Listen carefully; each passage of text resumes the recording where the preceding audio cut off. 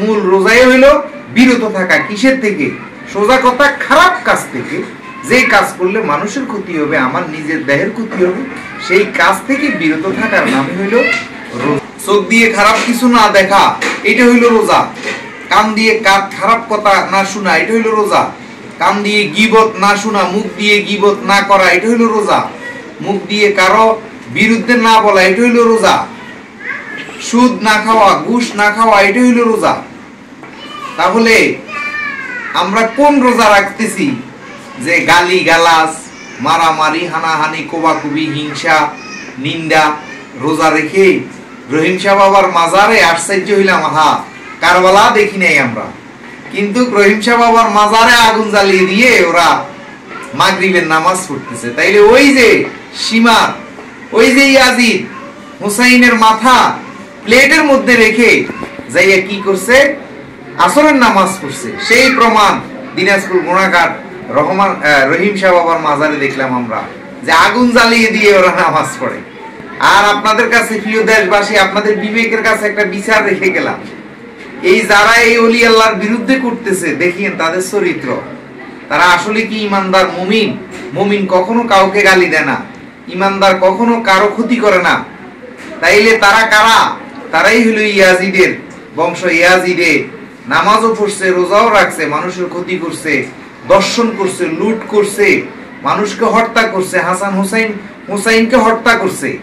তাইলে এবারে বুঝেন আপনারা কোন ইসলামী দেশে এই ইয়াজিদের গোষ্ঠীরা, মোল্লার গোষ্ঠীরা প্রতিষ্ঠিত করতেছে। যাই হোক, রোজা, রোজা শব্দের অর্থ হলো বিরত থাকা। সবচেয়ে বড় রোজাই হইল নাভির নিচের নফসকে, নফস আম্বারাকে আকাম কুকাম থেকে, যৌনতা থেকে নিজেকে রক্ষা করাই হইল বড় রোজা। তাইলে ভাত খাওয়া হারাম না, পানি খাওয়া হারাম না, যেই কাজ হারাম সেই কাজ থেকে বিরত থাকার নাম হইল রোজা, সিয়াম। কিন্তু আমরা এখন সুদও খাই, ঘুষও খাই, সিটারিও করি, লুচ্ছামিও করি, বদমাশিও করি। সবচেয়ে আশ্চর্যের বিষয় হইল সুদের টাকা দিয়ে, ঘুষের টাকা দিয়ে শরবত কিনে এনে, পানি কিনে এনে সারাদিন উপবাস আছি, রোজা আছি, জিরবা বের হয়ে যাচ্ছে পানির তৃষ্ণায়, কিন্তু আজান দেওয়ার সাথে সাথে আমরা সুদের টাকা, ঘুষের টাকা শরবত দিয়া ইফতার করতেছি। আমি দেখলে, আমি বাংলাদেশ রেলওয়ে চাকরি করছি, তো সুদের টাকা আরে ঘুষের টাকা দিয়ে সে ইফতার আনি খাচ্ছে, তখন আমি হাসলাম। আর আমারে গালাগালি করতো, এ ভান্ডারি, এ নামাজ পড়ে না, রোজা করে না।